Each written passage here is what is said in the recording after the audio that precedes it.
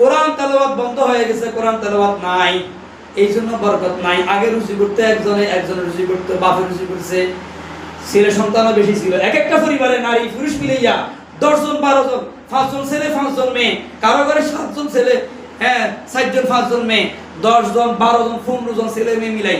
এখন ব্যাগই মিলি, কারো তো মোটে হয় না, কারো হইলো 2-3 জন।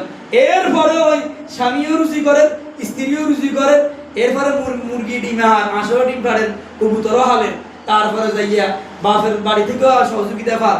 এরপর হয় না, আইরে বাবার এই অভাব অভাব অভাব, খালি হাহাকার, এই অভাব সে অভাব, গ্রামীণ ব্যাংক, আশা ব্যাংক, ব্র্যাক ব্যাংক, সাপ্তাহিক কিস্তি, মাসিক কিস্তি, দৈনিক কিস্তি, কিস্তি কিস্তি, এই পেরেশানির ভিতরে আছে।